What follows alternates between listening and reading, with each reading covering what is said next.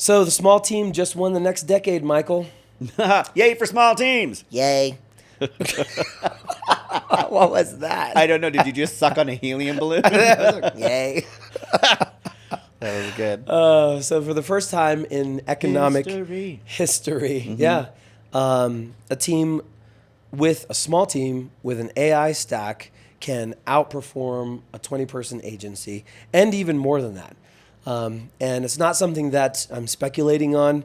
As you know, this has been the last year and a half of what we've been doing here at Voxe. Yes. And I've been watching him do it. I've been watching the work, the magic happen. So today we're going to actually break down how and why most solopreneurs are probably doing it wrong. Pretty much. You're listening to the AI Convergence Podcast, where AI, business, and mindset converge. So for 30 years, the answer was just to grow the business, right? Hire, scale, get a headcount, delegate, repeat. And AI just broke the logic, or allowed us to break the logic, which I think is great. I think it's a new freedom, by the way. And most owners still haven't even caught up.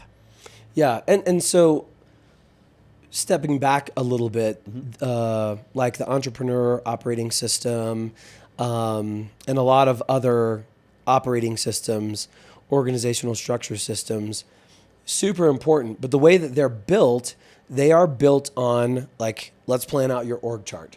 And you as a human need to be in those seats until you can afford to hire someone else to do that. Yes. And as any solopreneur knows, that's extremely stressful. Even if you have a small team, like us, of 3 or 4 people, aside from myself, that is, only one human person can do so much. And there comes to a point to where that's overflowing and et cetera, to where then, the business owner has to step in and do those types of things. Now, and the point that I wanted to make is that it's so stressful for a small business because you could grow, make more revenue, right? But you need a certain amount of money on the payroll to hire the right people to put in those seats. And usually that doesn't happen for a while. Yes. So things start really breaking until you got to make quite a bit more revenue, so that way you can invest, and then you go through the hiring process and everything. Well, now AI, and I do want to say now, because AI has been helping with admin tasks for a while, and other larger companies have taken it and they've said that they can do those things with it and whatnot. But we've also seen where they've failed. We've also seen where they've retracted and hired back 1,000 people that they just fired, et cetera. Yeah. And so in my experience, because I've been trying to do this for quite a while, it just wasn't really there yet. And at least not at the quality that I wanted it to be and the consistency. But it has been this whole year now. And so, it lowers your costs, which is great. There's faster iteration. There's faster fulfillment. There's less overhead. And crucially, the human interaction point is where the decisions, if there's any kind of judgment, that's where the humans need to be. And then the humans managing the AI. Yes. Right? So, I agree with you that these steps have been taken and these moves have been made, but it feels a little like it could just be tech, bro, overhype or overclaim still. Those companies moved way too quickly, made those decisions, used AI, replaced people with AI before it was even, like you said, reliable enough and consistent enough to be seen as a partner or an employee, right? Yeah. And I just wonder if, like real businesses need real people. That's a key component, like you said, the right people in the right seats. Absolutely. And I am, as you know, pro-human, right? However, there is a Except break. when you're driving. Yeah, son of a bitch, run you over. Who isn't? Yeah, right. Right. Oh wait, cut that out. No, just kidding.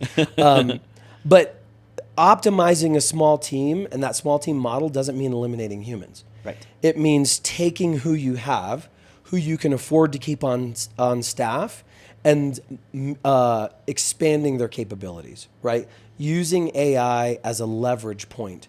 A great example, which is probably, I would say, 70% of all the case studies that we have, is handling inbound phone calls. And our agents are to the point to where it's really, really well. And it's working for large, highly trusted industries across the nation, like the Better Business Bureau. They wouldn't implement something like that unless it was able to maintain their trust value, quality, etc. And so it's not about replacing humans.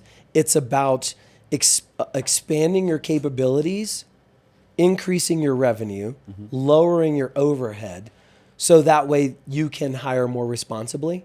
And then you have the money. And in between, like I spoke about at the beginning of this, in between that point to where traditionally you're killing yourself and working 90 hours a week to the point to where you can hire another human, maybe another manager for a department, that's extremely painful. What AI does is it helps that gap. Yes. It fills that gap, and it does it, if it's done right and done strategically, it fills that gap and it optimizes everything so that way you can do more. And then you can make hiring decisions from a more level-headed position instead of just trying to put fires out in your department. Yes. If that makes sense. Yes. And so the statement, I should replace my team with AI, is the wrong move. Yeah. That thinking is the wrong move. And it's the mistake that this episode is going to try to help you prevent. Yeah, Right? exactly. So if you're listening and you're a solopreneur, or you have a small team of, I would say anywhere between even 10 to 50, because we've have clients that have 50, 80 employees and they still have that pain point, right? Yes. And if you are there where you're like, oh, there's just not enough of us, or there's not enough time, like this is for you. Yeah. For sure. 100%. Yeah. So what I want to do is talk about my team, right? So some of our breaking points has been operations management, right? And that's why you came in to help us out as an ops manager, and you did an amazing job. And then AI was helping to automate a lot, right? But the parts that we kept human was that customer interaction. Yes. So we used AI to help with the fulfillment side, which was the biggest overhead hurdle for us, right? Yeah. And then for me, it was all about not only fulfilling, but fulfilling at the quality and consistency that I initially built my business on. Yes. And I wasn't just going to throw some, stupid white label app on a fulfillment just to say it's done, and then reap, loads of issues and complaints 3 months later. And so that's what I did. And so a real client roster that we have is included BBB chapters, companies that do anywhere from $500,000 to $8-10 million a year throughout the nation. And for us, being able to use AI to leverage fulfillment to increase the quality, but then allow us to be that human person in the front has been a huge part for us. Yeah. And so for us, that's what it looks like. It allows us to be able to even manually reply to the emails in a thoughtful way, or at least the agent drafts an email and we go through and we tweak it. And like that is one of the requirements, that I have is like, we do not let AI just automatically reply to our clients. Right. They can draft it, sure, but we have to go through, add the human touch and do that. Right. And because 80% of our fulfillment is handled by AI, we can do that now. And I think that what I think was the most interesting part was, in order to get the AI to work correctly, we had to begin to ask the harder questions about operations, about efficiency, about where automations can take place, workflows, all those different things.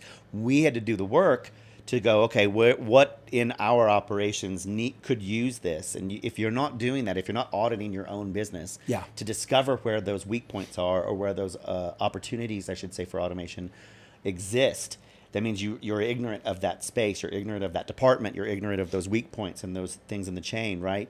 As a company. Yep. This, I think, provides a great opportunity for small business owners to really take a great audit of everything and understand their business and how it functions, Yeah. so they can then make those choices. You don't have to jump into AI right away, but if you don't do the groundwork first to then decide which AI to use and how to use it, it's not going to work. Like Yeah. you've pointed out so many times, they ended up with a broken system. Well, that's because they made broken choices. Yeah.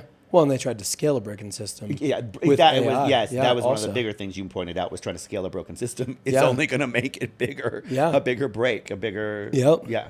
And here's a great example. So you know how we used to do websites, which we no longer offer anymore. We went from, the normal time frame, whether you're building a website on Webflow or WordPress or whatever, and however, if you're a designer or an agency, this pain point. It takes weeks, right, to Yeah. build a website. Yeah. The old way. Still on top of that, you have all of your client back and forth deliverables. Hey, onboarding, we got this, but we still need that. We talked about this in the last meeting. We're still waiting on that. Well, we were able to have AI build 80% of that website. Now probably 90%. And really, we're just orchestrating, designing, making the critique changes, saying this should be here, that shouldn't be there. No, we did that wrong. We need to improve that kind of a thing. We could build a full 15, 20-page website now, what would you say? Maybe a couple hours? If we have all the assets and Yeah. stuff that we need, Yeah.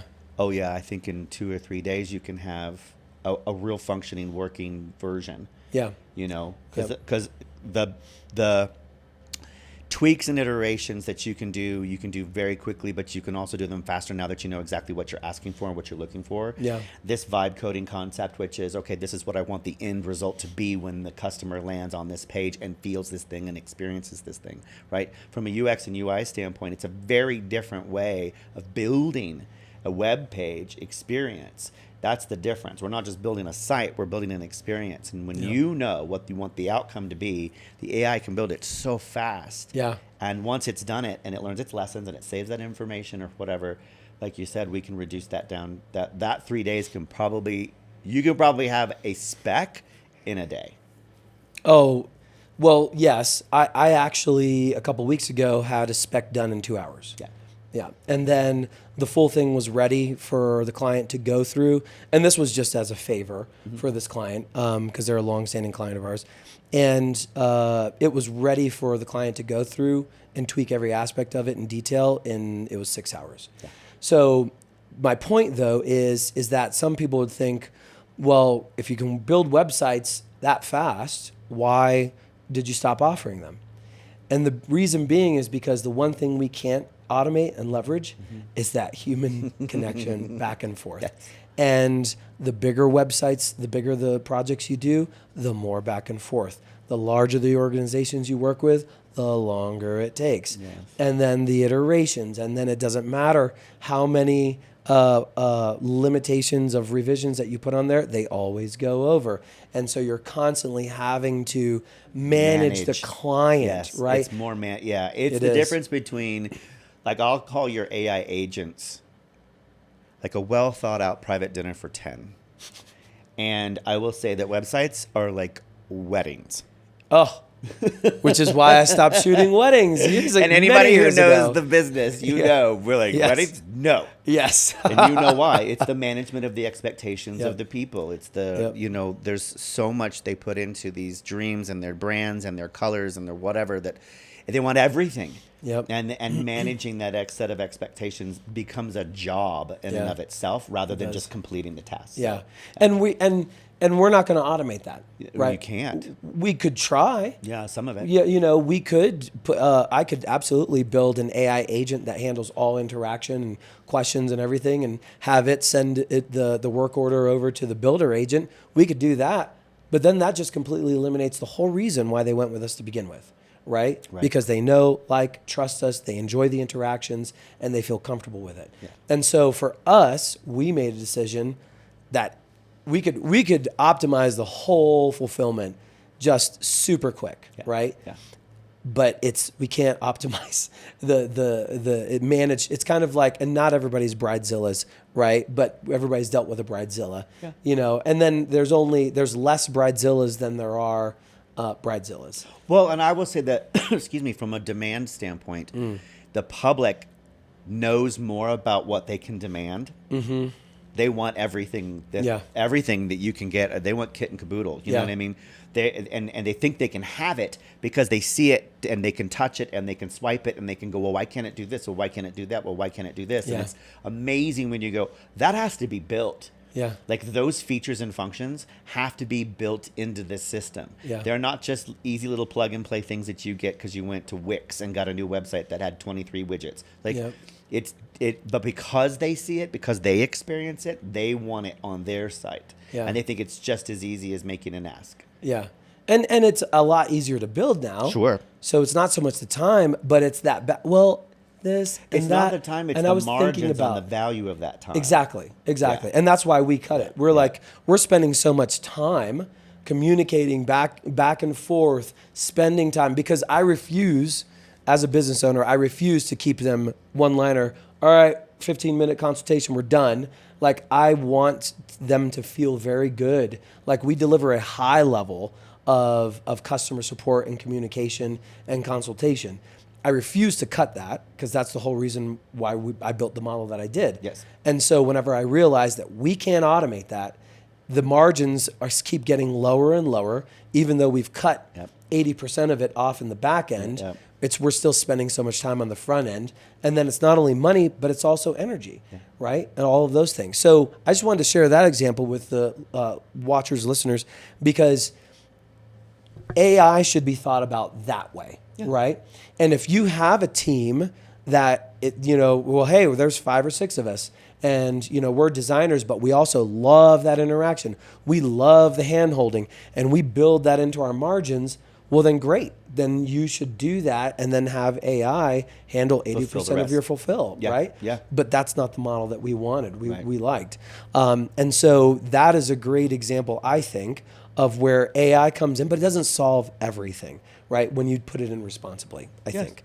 Yes, and using AI as a productivity tool inside old systems. Yeah. Like you said, if you build it on a broken system, the system scales to break. That's just it, right? You bolt on ChatGPT onto your existing workflow and wonder why nothing's changed, right? And then AI on top of broken systems just ends up making them break faster. Mm-hmm. I think it's really interesting that when you apply AI at scale to certain systems, how quickly you see the weaknesses and the breaking points, and you're like, oh, that was here the whole time, and you're like, and it's been secretly sabotaging your success. It's been secretly sapping your productivity or your efficiency. And business owners who don't know that and finally discover that, you see that light bulb go off where they're like, oh my God, this whole time I've been losing 20% work productivity or whatever here because they took the time to find out before applying the tool. Yeah. And that's mistake number 1. Mm-hmm. So we have 3 main mistakes that small teams are getting wrong. And so again, you might want to listen to this. And I have a great analogy, I think, for that. It's kind of like having a car that has, a slow oil leak, or something's going to break and you don't know about it, but you're just driving 25 miles an hour down the road because you just have this little commute. Yeah. But you take that, and then you wouldn't know that it's there for another 2 months. Yeah. But if you take that car and you're zipping down the highway at 100 miles an hour every day, it's going to break within the first day or 2, right? You're going to be like, holy crap. You exacerbated. You hear the rattle. Yeah. You're like, what's that sound? Yeah, exactly. So you need to build the foundation, fix it before you start running 100 miles down the road. 100%. So mistake number 2 is trying to hire when they should leverage AI harder. Okay. So I know that there's a contrarian viewpoint, and that seems contradictive because it's like, well, there you go again. Like you're saying you shouldn't hire humans and whatnot. I'm saying you should hire humans more responsibly.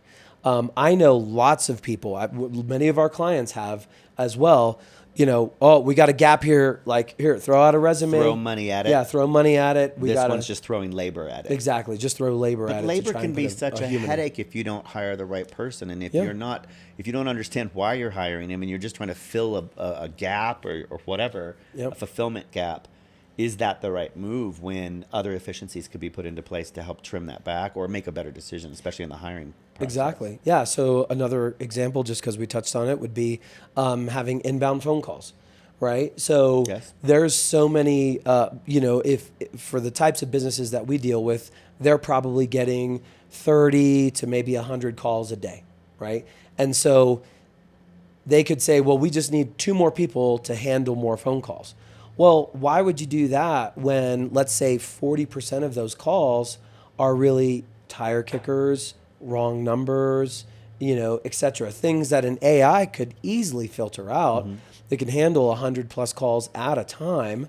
And then you keep that main 1 person or 2 persons available for when the AI filters that through. It is a qualified lead or customer or whatever, and then it transfers it over. This way your human team are only getting the things that they need to be dealing with instead of them manually filtering them out. And that's what we mean by leverage AI harder. Where in that pain point can you put an agent or an intelligent automation to help refine the process? Yes. And mistake number 3, we're talking about not thinking systems first, right? With AI without systems, it's just a faster way to do random stuff. Yeah. Right? Yeah. I mean, let's think about it. Yeah. And random stuff just scales into what? Chaos. Chaos. Exactly. Yep. Because then you're doing a lot of random stuff faster, but it's still chaos. And that feels I'm good glad you raised your for hand. a short period of time. Yeah. Here's a little dopamine hit you get from, look at how quick everything's going. But it doesn't last very long when you realize that it's also going to break. Yeah, exactly. Yeah. And so like systems are processes that work, that go into your business, into different departments and particular processes that can be optimized like what's the word I'm looking for? Manufacturing, right? So if you can't put something in and then get something out predictably on the other end in your manual system, then you need to build that first before you put AI on top of it. Yes. And so think about optimizing those situations and those systems manually, or at least drawing them out and refining them, and then saying, oh, AI can go here, here, or an intelligent automated system can go here, and then that's the way that you want to I think it's fascinating because it reminds me of the diet. Everybody wants that one cheat when the foundational work we come back to every single time. Yeah. You got to have good systems. You got to have good operations. You got to have a foundational. If you don't have it and you're trying to scale it using any tool, and I don't even care if it's AI, you could use any other tool. If you're scaling with the tool on a bad system, you're scaling a bad system. Yeah. That's it. Yeah, exactly. No 2 ways around it. Yeah, so there's a 5-year window here, probably more realistically too. But the advantage that small AI native teams have right now is going to last about that time. Bigger companies will catch back up, and I think a lot of them now, because they're getting more smart about it. They've made the mistakes. The smart larger companies have thrown the money at it. They've broken things. They've said, sorry, can we have you back? They're smarter for it, so they're moving faster. Those, I think, are doing a good job now.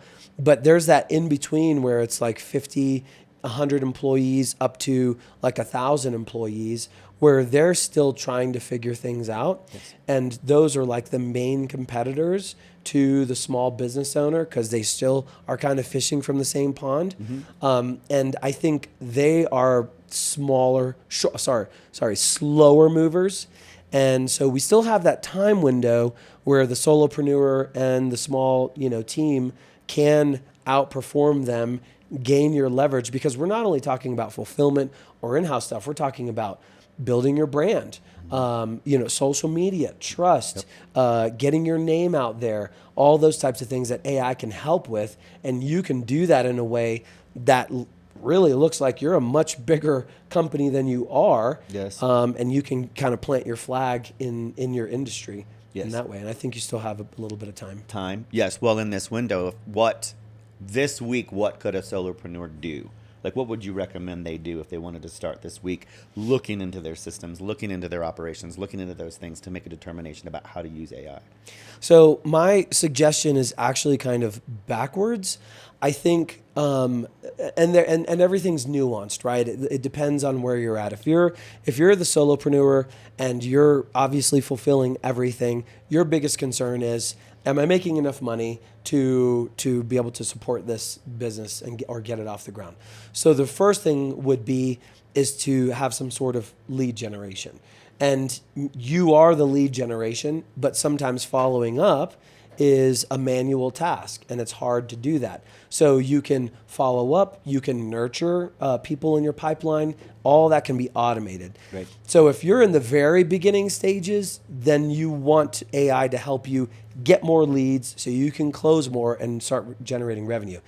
If you're a solopreneur where you have some clients and you're generating some revenue and you're starting to feel the pain of, like, I told them they would have something in 3 weeks and it's taking 6 weeks, then that's where AI needs to be implemented. So you need to either work backwards forwards or you need to work forwards backwards, and that just depends on basically where your biggest pain point is. And like fail faster forward. Yeah. Oh, absolutely. Fail faster forward. Like, throw shit at the wall and see what sticks. Right. Like, you have to, because you only learn from your mistakes. And as humans, we really catalog our lessons from pain, and we don't forget those. Whereas it's a lot harder for us to catalog the lessons from wins, right? Because that dopamine rush is high, but then now we're looking for the next one, and we already forgot about the win we had a week ago. Right. So you definitely want to, don't be afraid of falling flat on your face. Yeah. Yeah. So, I think standard operating procedures, foundational, number one. Okay. You need that. Use AI to help you put them into place because, and as I think we might talk about in future episodes, putting AI in your business is not going to do any good unless you have an SOP, right? You have to have that SOP.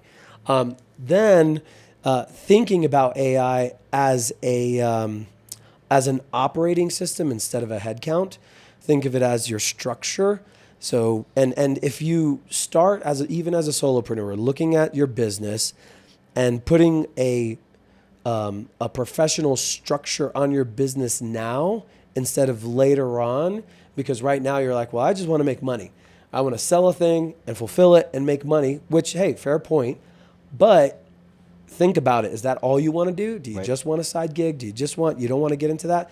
If you do want to grow and you do want to turn it into $500,000, million or more, well, then you need to start putting together that structure now and seeing what that looks like. So look at AI as an operating system instead of a headcount. Where can you build your team, your AI employee team? And then when the time is right and the systems are a well-oiled machine, and you're getting more money, then look for the right human to put in place to manage that AI team for you. Well, and by the time you get there, you would have basically written the description of what that role would fulfill. Yep. Like, what are all the responsibilities? And that then you can put into AI and say, okay, how much of this can be automated or put into a workflow? Yeah. Based on that description of role. And you'll know from excuse me. You'll know from firsthand what parts are AI doing great and what parts, well, I still need a human. So then when you're ready to hire, you know exactly what you're hiring for. Right. So, yeah. Awesome. Yeah, so I think, next week we're going to go on to the costs that AI is you're paying. Every time you use AI, there is a real cost involved. And no, we're not talking about tokens. No, it's that Netflix trick. Yeah. They got you in for free for so long, and then now you have to pay. Yeah, but you'll be paying with something else. All right. Well, we'll see you in the next episode. Thank you. Like, comment, share with the people you hate the most, and check us in the next episode. Thank you for listening to the AI Convergence Podcast. Make sure you like, comment, and subscribe, and tune in every Tuesday for conversations about AI, business, and mindset. Stay converging.